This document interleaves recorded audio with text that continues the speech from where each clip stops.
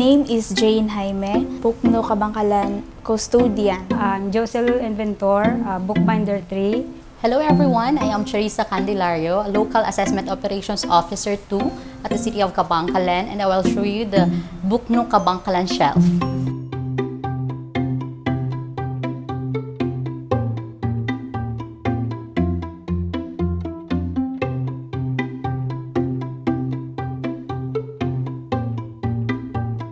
So I think as a mother of two young kids, yung dalawang babae ko, it was the reason siguro na Ate Josel taught me na mag-storytell that time. And I storytell to my child pero not with maraming audience. So sabi ko, paano ako makaka-relate sa kanila? And hindi ko pa alam kung sino-sino yung mga audiences ko. Ito yung binasa ko last time, yung Kayo Ba Ang Nanay Ko? Parang yung munting bibe, naiwan siya sa pugad.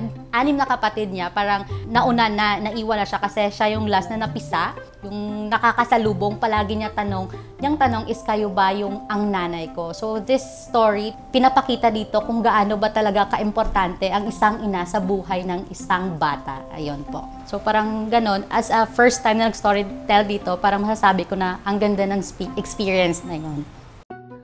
What is the importance of storytelling to the children? I think the importance of storytelling is that parang nakaka-create ka ng creative dimension. Yun yung makakapag-open ng kanilang creative thinking in which parang makaka-open ng path para mas ganahan silang magbasa. Instead, sometimes na kami yung nagsustorytell, siya na yung nagdudugtong ng story. Kasi nga, na-open up yung imagination ng isang bata.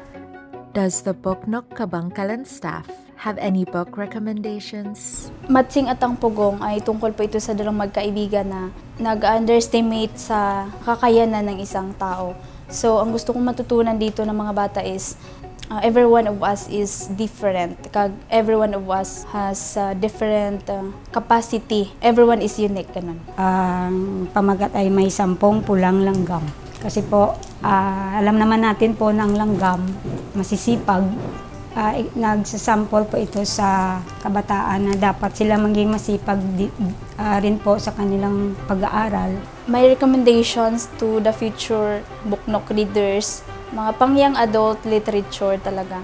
Yung libro na Kids These Days. This stories is about love, friends, family, humors, breakups, friendships. Marami kang mapupulot na lessons in which you can apply sa buhay mo. No one is ordinary. We are extraordinary.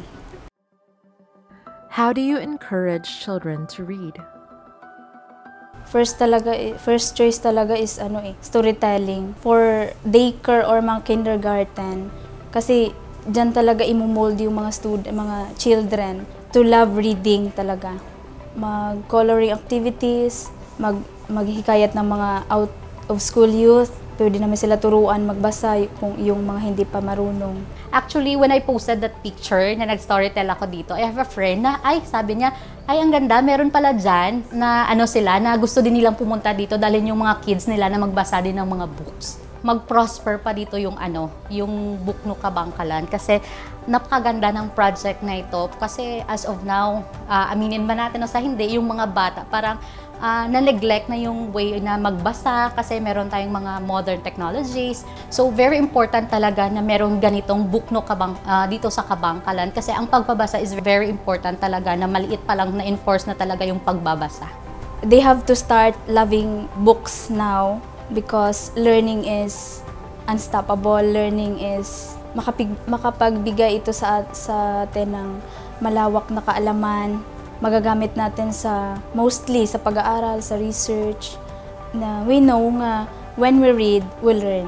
I think kasi pag nagbabasa ka, meron ka talagang mapupulot na aral.